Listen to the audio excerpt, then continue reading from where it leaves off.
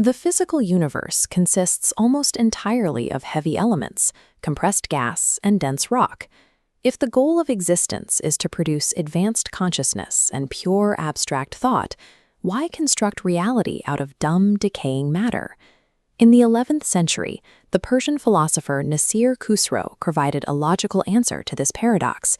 In his text, Al-Akhwan, he outlines a specific architecture of creation designed to resolve the tension between matter and mind. Khosrow divides existence into two categories. The first is katif, or the dense, the physical material of the world, biological drives, and baseline sensory functions.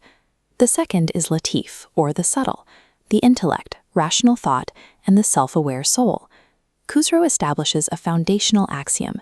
In terms of purpose, the subtle precedes the dense. But in terms of chronological time, the dense must physically manifest first to provide the necessary conditions for the subtle to emerge. This text operates as a structural blueprint for the evolution of the soul.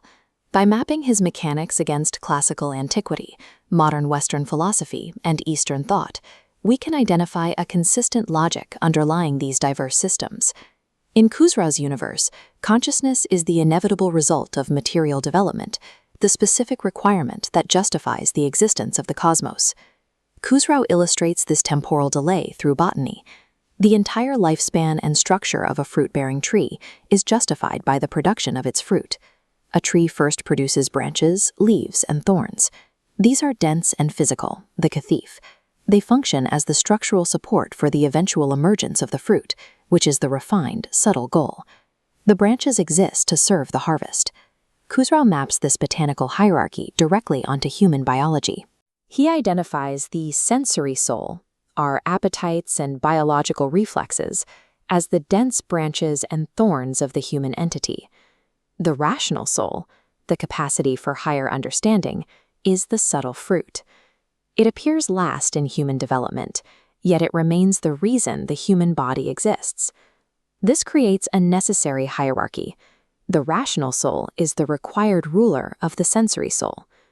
Khosrow compares the intellect's control over the senses to a master's command over a beast of burden. The physical drives provide the power, but the intellect provides the direction. To allow sensory desires to override the intellect is to commit an ontological inversion. Such an individual acts as a tree that destroys its own capacity to bear fruit, rendering the organism useless to the cosmos. This framework of dense matter facilitating subtle consciousness reached its poetic peak in the work of Jalal al-Din Rumi. In the Methnawi, Rumi writes, "I died as a mineral and became a plant. I died as plant and rose to animal. I died as animal and I was man." Rumi is describing Khosrow's mechanics in motion. Each death represents the consumption of a dense, lower state to fuel the emergence of a subtler, higher state. Within this framework, material decay is the required metabolic engine for generating higher consciousness. We find this same hierarchy within classical antiquity. Aristotle's tripartite model of the soul follows the exact same structural logic. Aristotle identifies a vegetative base for growth and a sensitive middle for perception. These lower faculties exist to support the telos, or final end, of rational contemplation. Plato's charioteer allegory in the Phaedrus offers a similar warning. The unruly horse of appetite must be brought under the control of the charioteer, reason. If the charioteer loses control, the soul's ascent is impossible. These parallels bridge the gap between Islamic philosophy and Greek antiquity, establishing the subjugation of the senses as a universal requirement for intellectual development. In the 19th century, G.W.F. Hegel expanded this timeline of consciousness to the scale of human history. Hegel proposed that history is the movement of absolute spirit, or Geist. For Hegel, history is the gradual process of this spirit coming to understand its own nature through material struggle. Hegel's historical progression parallels Khosrow's botanical one. In both systems, the refined state appears chronologically last because it requires the previous stages of material friction to define and fuel its emergence. Both thinkers conclude that subtle consciousness is achieved by working through, rather than bypassing, the difficulties of dense material existence. We can further clarify Khosrow's stance by testing it against East Asian frameworks. Within Confucianism, Mencius identifies a dichotomy between the great self, the moral heart-mind, and the small self of biological urges.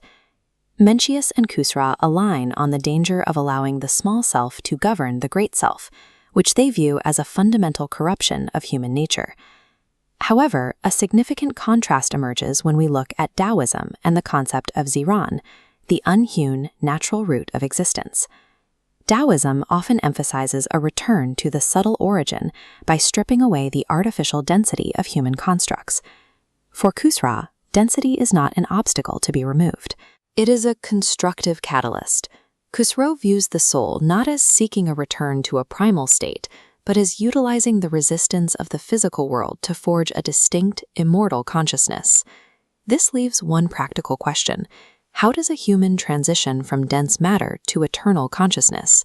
Khosrow introduces a metaphysical ecosystem centered on the prophet, describing him as a cosmic date palm.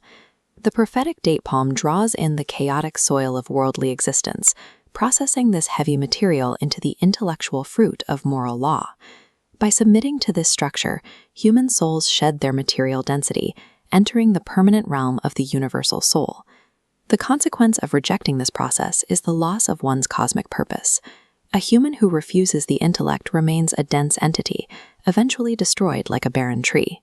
If you found this analysis of metaphysical architecture compelling, subscribe and let me know in the comments which of these philosophical models resonates most with you. These structural truths recur across history, from Islamic Neoplatonism to the poetry of Rumi, the dialectics of Hegel, and Confucian ethics. All identify the same requirement. The intellect must harness and refine the weight of physical existence. Human consciousness functions as a specific cosmic furnace, a mechanism designed to process the weight of matter